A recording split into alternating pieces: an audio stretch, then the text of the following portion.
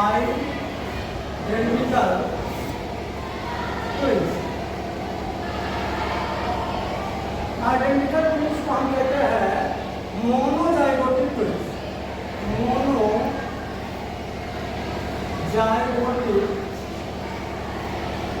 Twins.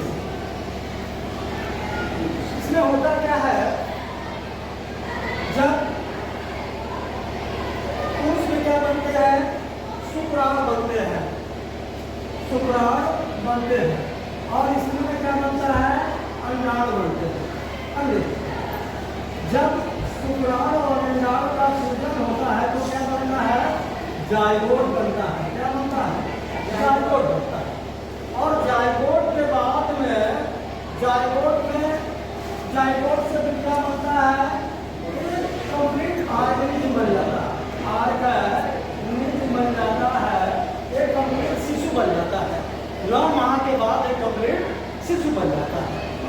तो zygote में क्या होता है कि विभाजन होता है। जाइगोट में संसूत्री विभाजन होता है, जिसके फलस्वरूप एम्ब्रियो बनता है, एम्ब्रियो। और एम्ब्रियो से क्या बन जाता है, एक कंप्लीट क्या बन जाता है, एक शिशु बन जाता है, एक कंप्लीट शिशु बन जाता है, एक कंप्लीट क्या बन जाता है, शिशु बन जाता है, एक कंप्लीट फीट्स बन जाता है, कंप्लीट शिशु बन जाता है।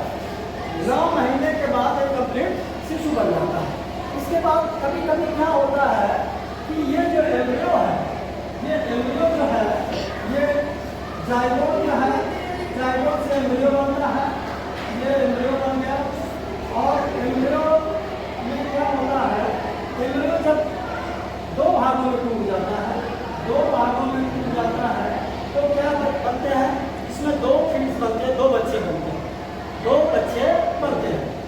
और क्या होता है, वो दोनों बच्चे एक ही लिंग के होते हैं, एक ही शक्ल के होते हैं। समझ रहे हैं, एक ही लिंग के। अगर दोनों लड़के हैं तो दोनों लड़के ही होंगे, अगर दोनों लड़कियां हैं तो दोनों लड़कियां होंगे, और एक ही शक्ल के होंगे, एक ही फेस के होंगे।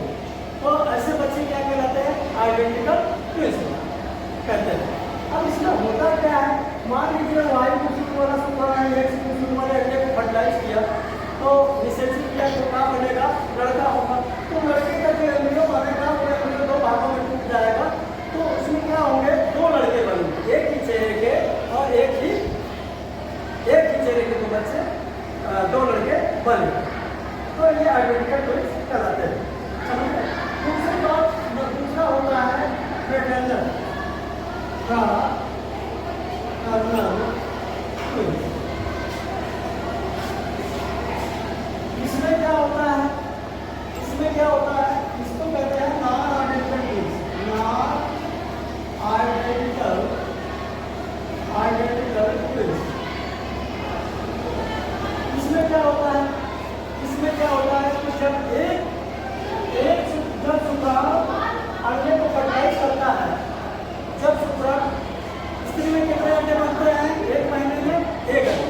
अगर कभी कभी 2 अंडे बन जाते हैं तो उसको 2 शुक्राणु फर्टिलाइज करते हैं, तो जिससे क्या बनते हैं, 2 बच्चे बनते हैं। मान लीजिए एक अंडे को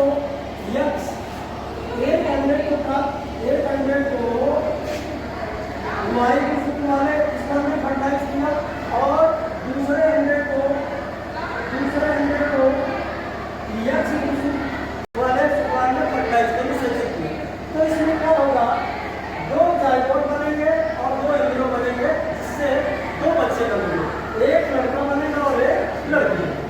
मान लीजिएगा कि दोनों यक्ष स्पर्म ने इसको फर्टिलाइज किया, दोनों यक्ष वाले शुक्राणु में फर्टिलाइज किया, दोनों लड़कियां उत्पन्न हुई, दोनों लड़कियां।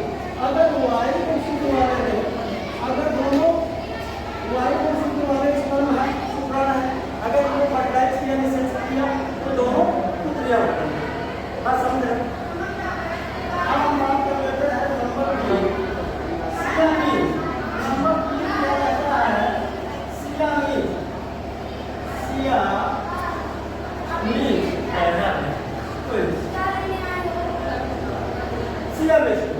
इसमें क्या होता है कि जब एक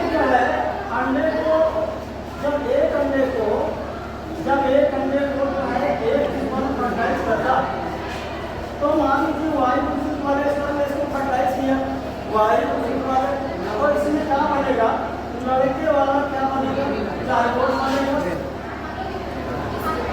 जाइगोट बनेगा और जाइगोट में समसूत्री विभाजन होगा जिससे क्या बनेगा एम्ब्रियो बनेगा। और एम्ब्रियो देखो मुख्य रूप से एम्ब्रियो जो है एम्ब्रियो की स्प्लिटिंग यानी टूटना 6 से 12 दिन के निषेचन के 6 से 12 दिन के बाद ये दो भागों में टूट जाता है। मगर ये अगर 6 से 12 दिन के बाद नहीं टूटा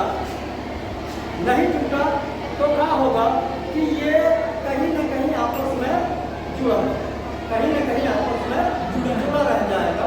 तो इसमें क्या रहेगा, कभी कभी क्या होता है कि ये जब दो भागों में जब टूटते हैं तो एक का पूरी तरीके से विकास हो जाता है, एक जाइगोट का एक एम्ब्रियो का पूरी तरीके से विकास हो जाता है और दूसरे का विकास नहीं होता।